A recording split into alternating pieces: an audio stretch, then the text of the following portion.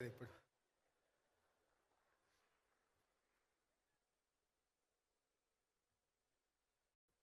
కీర్తిశేషులు శ్రీ రామోజీరావు గారి 89వ జయంతి సందర్భంగా రామోజీ ఎక్సలెన్స్ అవార్డ్ కార్యక్రమాన్ని ఏర్పాటు చేసి ఈ కార్యక్రమానికి ముఖ్య అతిథులుగా భారత ఉపరాష్ట్రపతి సిపి రాధాకృష్ణన్ గారిని, తెలంగాణ గవర్నర్ జిష్ణుదేవ్ వర్మ గారిని, ఆంధ్రప్రదేశ్ ముఖ్యమంత్రి పెద్దలు శ్రీ నారా చంద్రబాబు నాయుడు గారిని, భారత మాజీ ఉపరాష్ట్రపతి పెద్దలు వెంకయ్య నాయుడు గారిని, భారత మాజీ ప్రధాన న్యాయమూర్తి శ్రీ ఎన్వి రమణ గారిని, మిత్రులు పెద్దలు కేంద్ర మంత్రివర్యులు జి కిషన్ రెడ్డి గారిని, అదేవిధంగా కేంద్ర మంత్రివర్యులు జి రామ్మోహన్ నాయుడు గారిని, మిత్రులు మంత్రివర్యులు బండి సంజయ్ గారిని, శ్రీధర్ బాబు గారిని,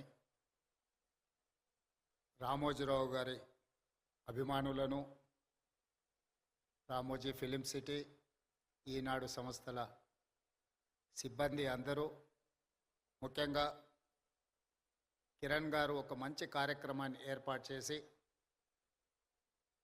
రామోజీరావు గారు ఏ విలువలను, ఏ సాంప్రదాయాన్ని ఈ తెలుగు ప్రజలకు అందించిండో అందులో రాణించిన వాళ్ళను గుర్తించి రామోజీ ఎక్సలెన్స్ అవార్డ్స్ ఇవ్వడం ద్వారా కొత్త తరానికి ఒక స్ఫూర్తినివ్వాలని ఈ కార్యక్రమాన్ని ఏర్పాటు చేసినందుకు వారిని, వారి కుటుంబ సభ్యులను మనస్ఫూర్తిగా నేను అభినందిస్తున్నాను. ఈనాడు మనిషి మరణించిన తర్వాత వారిచ్చిన ఆస్తులనే కానీ వారి ఆలోచనలని కొనసాగించాలని, వారి ఆలోచనలకు అనుగుణంగా వారి సంస్థలను నిర్వహించాలని ఆలోచన చేస్తున్న వాళ్ళు చాలా తక్కువ మంది. కానీ ఈనాడు రామోజీరావు గారు ఇచ్చిన స్ఫూర్తి, వారు అందించిన సంస్థలు, ఈ సంస్థల్ని నిర్వహించడం కూడా అంత ఆషామాషి వ్యవహారం కాదు, ఆర్థిక భారంతో కూడుకున్నాయి. చాలామందికి ఇందులో లాభాలే ఉంటాయన్న ఆలోచన ఉంది, కానీ వీటి నిర్వహణలో అధిక వ్యయం కూడా కూడుకొని ఉన్నదన్న సంగతి చాలామందికి తెలియదు. అయినా వారి కుటుంబ సభ్యులు ఈనాడు ఈ సంస్థలను అన్నీ నిర్వహిస్తూ తెలంగాణ రాష్ట్రానికి, హైదరాబాద్ నగరానికి ఒక గర్వకారణంగా ఈ సంస్థలు ఈరోజు నిలబడ్డాయి. ఈనాడు తెలంగాణ రాష్ట్రం, హైదరాబాద్ నగరము అంటే ఒక 4 వండర్స్ గురించి మనం మాట్లాడుకుంటే మొదటి వరుసలో చార్మినార్, రెండవ వరుసలో గోల్కొండ, మూడవ వరుసలో హైటెక్ సిటీ, 4th వండర్ కింద రామోజీ ఫిలిం సిటీ ఈరోజు తెలంగాణ రాష్ట్రానికి, హైదరాబాద్ నగరానికి ఒక గుర్తింపును తీసుకొచ్చింది. ఆనాడు తెలుగు సినీ పరిశ్రమ నంది అవార్డులతో మొదలై ఈనాడు ఆస్కార్ అవార్డులకి ఎదిగింది అని అంటే ఈ ప్రాంతంలో కట్టిన స్టూడియోలే కాదు, రామోజీ ఫిలిం సిటీ కూడా ఎంతో తోడ్పాటును అందించింది. అందుకే నేను చాలా సందర్భాలలో నేను చెప్పడం జరిగింది, టాలీవుడ్ బాలీవుడ్ కోసం కాదు, హాలీవుడ్ కూడా ఈ రాష్ట్రానికి, నగరానికి, రామోజీ ఫిలిం సిటీకి రావాలి. స్క్రిప్ట్తో వస్తే ప్రింట్తో వెళ్ళాలి అని రామోజీ గారు ఏదైతే ఆలోచనతో ఈ రామోజీ ఫిలిం సిటీని వారు ప్రారంభించినరో ఈరోజు ఆ కళ నిజమైంది. ఎవరైనా సినిమా తీయాలి అని అనుకుంటే స్క్రిప్ట్ తీసుకొని రామోజీ ఫిలిం సిటీ కాంపౌండ్లోకి వస్తే ఈరోజు ప్రింట్ తీసుకొని బయటికి వెళ్ళేంతగా అన్ని రంగాల నైపుణ్యాలను ఇక్కడ వారు కేంద్రీకృతం చేశారు. ఈ 2000 ఎకరాలు ఒక కళాఖండం, ఒక అద్భుతం. దీనికి చాలామంది సమస్యలు సృష్టించాలని ప్రయత్నం చేసిన వాటన్నిటినీ రామోజీరావు గారు నిలబడి తట్టుకొని ఈ తెలంగాణ రాష్ట్రానికి ఒక గర్వకారణంగా రామోజీ ఫిలిం సిటీని తీర్చిదిద్దడం జరిగింది. అదేవిధంగా పత్రికా రంగంలో ఈనాడు పత్రిక 50 సంవత్సరాలు పూర్తి చేసుకున్న సందర్భంగా రామోజీరావు గారు నిద్ర లేవ్వంగానే ఈనాడు పేపర్ చదివే అలవాటును, నిద్రపోయే ముందు ఈటీవీ వార్తలను చూసే నిద్రపోయే అలవాటును తెలుగు ప్రజలకి ఒక అలవాటుగా మార్చిండు. ఈనాడు ముఖ్యంగా రాజకీయ నాయకులకు ఈ అలవాటు వ్యసనంగా మారింది. ఉదయం నాకు ఎన్ని పత్రికలు వచ్చినా ఖచ్చితంగా హెడ్లైన్స్ అయినా ఈనాడు పేపర్ నేను తిరిగేస్తా. ఎందుకంటే నిఖార్సైన సమాచారం, మిగతా దాంట్లో కొంచెం మసాలాలు కలర్స్ అవి ఇవి యాడ్ అవుతుంటాయి. ఇది యాక్చువల్ వార్తని ఈ 2-3 పత్రికలు చదివిన తర్వాత వాస్తవం ఏముందో తెలుసుకుందాము అని ఈనాడు తెలంగాణ రాష్ట్ర ముఖ్యమంత్రిగా 5-10 నిమిషాలైనా ఈనాడు పేపర్ నేను తిరిగేస్తాను. అదేవిధంగా సాయంత్రం ఇంటికి పోతే 9 గంటలకు ఈటీవీ వార్తల్ని తప్పకుండా చూస్తే ఎక్కడున్నాయి, ఈ ఊర్లోనే కాదు, ఈ నగరంలోనే కాదు, ఈ రాష్ట్రం పక్క దేశాలకు వెళ్ళిన సంపూర్ణమైన వార్తల్ని ఈటీవీలో ప్రసారం అవుతాయి. వాళ్ళ ఆలోచనలను కాకుండా జరిగిన వాస్తవాలను ప్రజలకు అందించాలన్న వారి స్ఫూర్తి ఈరోజు ఈనాడులో కానీ ఈటీవీలో కానీ కనిపిస్తుంది. అదేవిధంగా రామోజీరావు గారి గురించి ఆలోచన చేసినప్పుడు ఆశ్చర్యకరమైన అంశాలు కనిపిస్తాయి. పచ్చళ్ళు తినిపించిన రామోజీరావు గారి గొప్పతనం ఉంటుంది, పత్రిక చదివిన రామోజీరావు గారి గొప్పతనం కనిపిస్తుంది.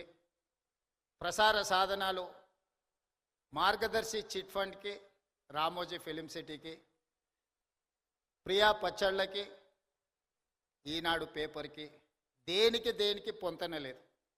ఇలా వివిధ రంగాలలో ఒక వ్యక్తి రాణించడం చాలా కష్టం. ఒక వ్యక్తికి ఒక విషయంలో టాలెంట్ ఉందంటే మనం అర్థం చేసుకోవచ్చు, అతను నిరంతరం అందులో కృషి చేయడం, అందులోనే ప్రయత్నం చేయడం అనేది ఆ వ్యక్తికి అందిన ఒక విద్య అనుకోవచ్చు. కానీ రామోజీరావు గారు ఏ రంగంలో ప్రవేశించినా ఆ రంగంలో నెంబర్ 1 ఉండడానికి వారు నిరంతరం, నాకు తెలిసి రోజుకు 18 గంటలు శ్రమించి ఈరోజు వారు ఏ రంగంలో ప్రవేశించినా ప్రతి రంగంలో తనదైన ముద్రను వారు వేయడం జరిగింది. అందుకే ఈనాడు రామోజీ సంస్థ ఈ రామోజీ ఎక్సలెన్స్ అవార్డు కార్యక్రమాన్ని పెట్టడం ద్వారా ఈరోజు అవార్డు గ్రహీతలను గుర్తించడమే కాకుండా భవిష్యత్తులో ఇంతకుముందు చంద్రబాబు నాయుడు గారు ఏదైతే చెప్పినరో ఈ అవార్డు అనేది ఒక గొప్ప గౌరవంగా భవిష్యత్తులో ఇది రాణిస్తుంది అని నేను కూడా వారితో ఏకీభవిస్తున్నా. రామోజీ ఎక్సలెన్స్ అవార్డు అనేది ఆషామాషిగానో లేకపోతే రవీంద్ర భారతిలో చప్పట్లు దుప్పట్లతోని ఏర్పాటు చేసే ఆర్టిఫిషియల్ అవార్డు కాదు అని నేను సంపూర్ణంగా విశ్వసిస్తున్నా. ఈరోజు అవార్డు గ్రహీతలకు ఖచ్చితంగా వారి శ్రమకు, వారి నైపుణ్యానికి ఒక గుర్తింపు, రామోజీ గారి ఆలోచనలని భవిష్యత్ తరాలకు అందించడానికి మీరు, మేము, మన అందరము చేయగలిగిన ప్రయత్నం అంతా చేయాలి. ఒక్క అనుభవాన్ని రామోజీరావు గారితో మొట్టమొదటి నేను కలిసిన అనుభవాన్ని మీతో పంచుకొని నా ఉపన్యాసాన్ని ముగిస్తాను. 2009 సంవత్సరంలో శాసనసభ ఎన్నికలు జరిగినాయి. ఎన్నికల తర్వాత ఓట్ల లెక్కింపుకు 1 నెల రోజులు సమయం ఉండే. మేము అప్పుడు అన్ని లెక్కలు వేసుకున్నాం, తప్పకుండా ప్రభుత్వం వచ్చేటట్టే ఉందని. మరి ప్రభుత్వం వస్తే మంత్రులు కావాలనే కోరిక కూడా ఉంటుంది కదా. ఈరోజు ఆంధ్రప్రదేశ్లో వాళ్ళు చాలామంది మంత్రులు ఉన్నారు. ఒక 4 మిత్రులను కలిసి రామోజీరావు గారి సమయం తీసుకున్నాం. సార్ మిమ్మల్ని కలవాలనుకుంటున్నాం మేము అని. రాండి అన్నాడు. 4 కలిసి రామోజీరావు గారి దగ్గరకు వచ్చినాం. మా నడక, మా చూపులను బట్టి ఆయనకు అర్థమైంది వీళ్ళేదో మంత్రి పదవులకు పైరవి కోసమే వచ్చినట్టున్నారని.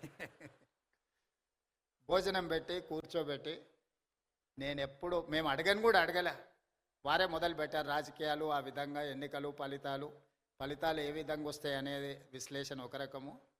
నేను ఇప్పటివరకు ఎప్పుడు చంద్రబాబు నాయుడు గారికి నేను ఎవ్వరికి మంత్రి పదవి ఇవ్వాలని చెప్పలేదు. నా దగ్గరికి ఎవరు వచ్చినా మంత్రుల కంటే కూడా ఎమ్మెల్యేలకు బాగా రాణిస్తారని నేను సూచన చేస్తూ ఉంటాను.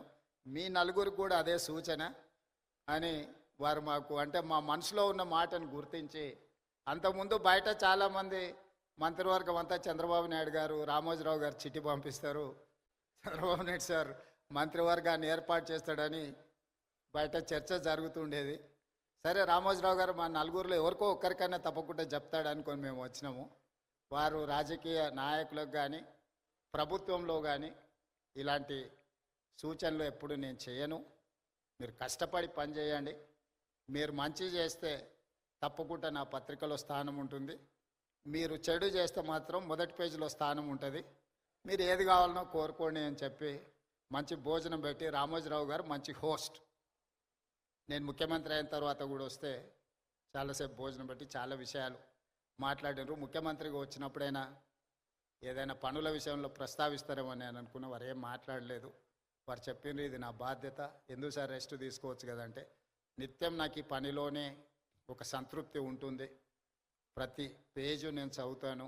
అక్కడక్కడ వారు స్పెల్లింగ్ కరెక్షన్స్ ఉంటే కూడా పత్రికలో వచ్చిన ఆ డేటా అంటే మ్యాటర్ని కూడా వారు రౌండప్ చేసి పెట్టి, అందులో ఏం తప్పులు ఉన్నాయో కూడా మార్క్ చేసి పెట్టి వారి టేబుల్ మీద కనిపించింది.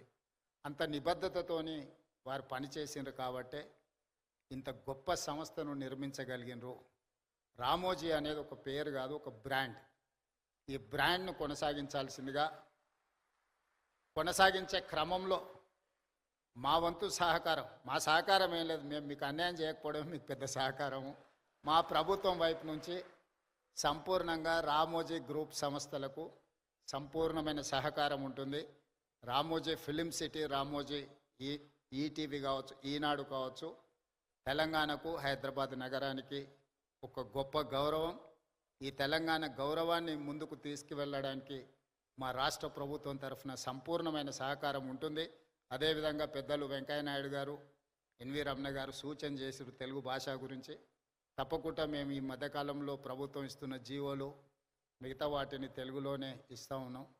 కాకపోతే ఇంకా అది కొంత సమయం పడుతుంది, దాన్ని తప్పకుండా ముందుకు తీసుకెళ్తాం. రాధాకృష్ణ గారు ఇక్కడ గవర్నర్గా 3.5 నెలలు వారి బాధ్యతలు నిర్వహించి సంపూర్ణమైన సహకారాన్ని తెలంగాణ రాష్ట్రానికి అందించారు. ఈనాడు ఉపరాష్ట్రపతిగా వారు బాధ్యతలు తీసుకున్నారు. ఆనాడు ఉపరాష్ట్రపతిగా వెంకయ్య నాయుడు గారు తెలుగు రాష్ట్రాలకు సంబంధించిన సమస్యల్ని పరిష్కరించడంలో, కేంద్ర ప్రభుత్వం ఇచ్చిన హామీలను అమలు చేయించడంలో నిరంతరం వారు ముఖ్యమంత్రులతో సమన్వయం చేసుకొని అన్ని సంస్థలకు సంబంధించిన అధికారులను, వివిధ శాఖలకు సంబంధించిన అధికారులను, మంత్రులను కూడా పిలిపించి ఆనాడు ఉపరాష్ట్రపతిగా వెంకయ్య నాయుడు గారు ఈ తెలుగు రాష్ట్రాలకు సహకరించారు. ఈనాడు నేను భారత ఉపరాష్ట్రపతి రాధాకృష్ణన్ గారి నుంచి కూడా మేము ఇదే రకమైన సహకారాన్ని వారి నుంచి ఆశిస్తున్నాం. వారిని మనస్ఫూర్తిగా ఈ వేదిక మీద నుంచి ఉపరాష్ట్రపతిగా బాధ్యతలు చేపట్టినందుకు అభినందనలు తెలియజేస్తూ మీ అందరి దగ్గర సెలవు తీసుకుంటున్నాను.